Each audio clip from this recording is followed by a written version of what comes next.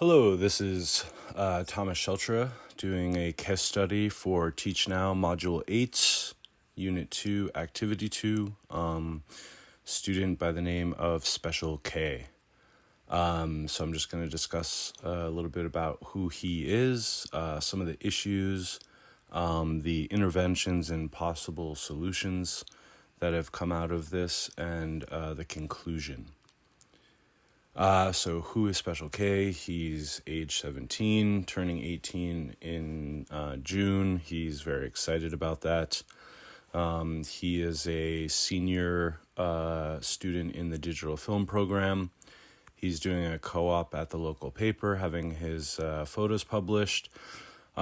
Here is where there's a little bit of a discrepancy between his abilities in his program and academics as far as grades and his scores on standardized tests. So we use a ACT work keys, both for workplace documents and applied math. He kind of rushed through both exams and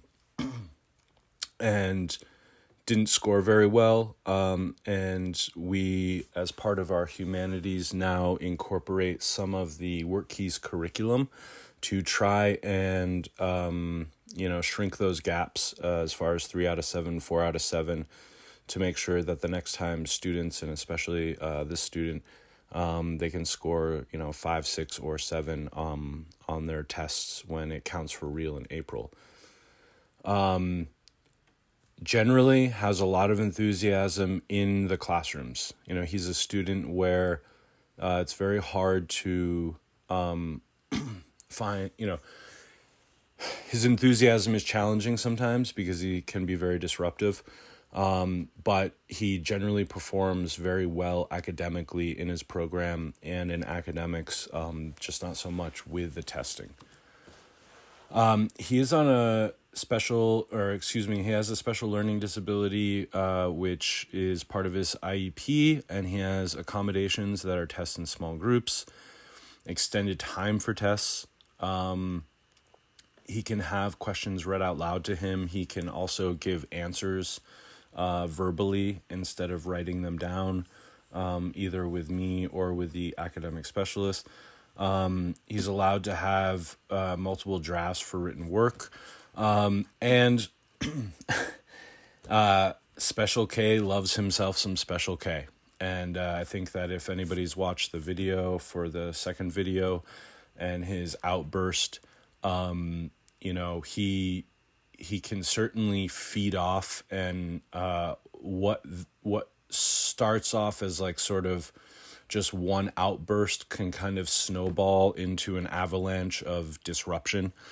So incorporating some of the fidget toys has been really great.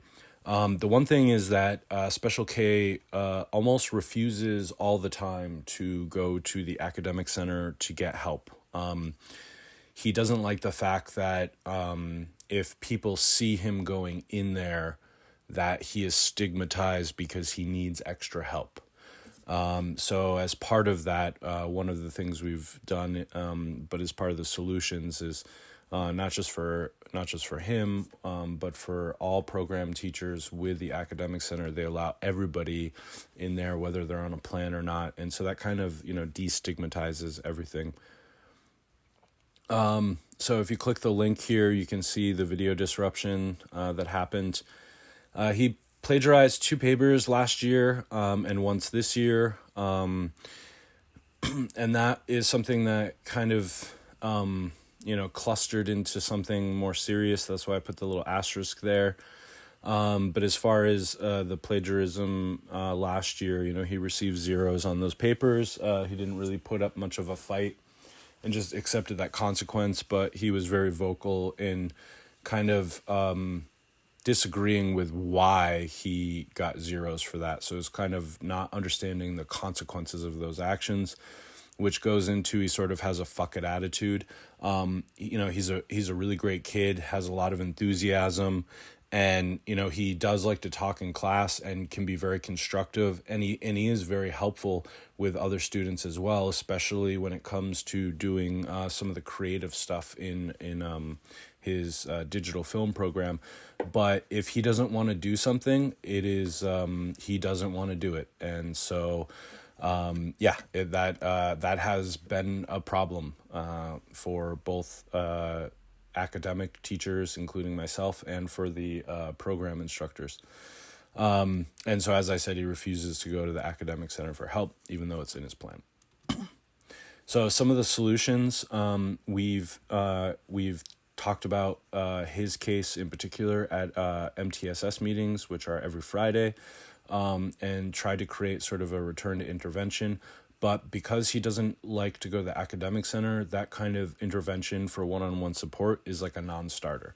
So we've tried to find other things to do. So one is we've met with the director, the program instructor, and myself to kind of talk out a plan of like where he feels he can be most productive and cause the least amount of disruptions. So one is we're going to have Freedom Fridays. So he's going to be able to talk about his week, what went well, what could be improved. That's going to be with the program instructor and myself.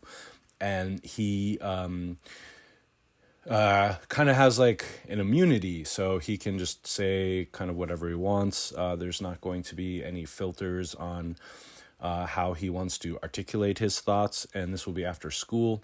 So it's a way of, kind of going to where he is and seeing where he is and trying to see where his emotional state is and what might be causing any of these issues. So that way we can find productive ways in the classroom to make sure that he isn't disruptive. Because again, it's not really about the academics for him. He does very well. It's about being able to respect himself, to make sure that he's given every opportunity to learn, and then also respecting the other students so that way they have equal opportunities to learn.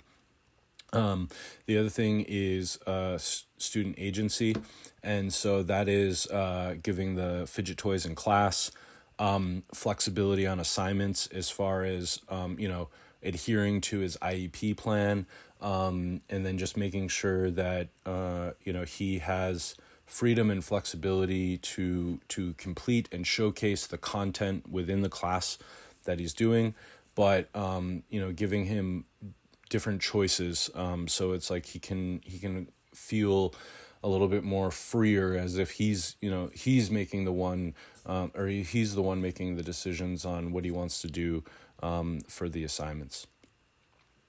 So the conclusions, he's an above average student who can excel academically, but his behavior is just an issue.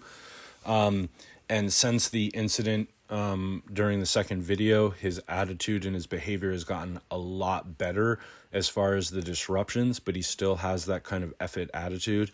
He still refuses to go to the academic support center. That was a non-starter for him. So those were the two solutions that we tried to come up with to have him have more agency and freedom in sort of where his education wants to go.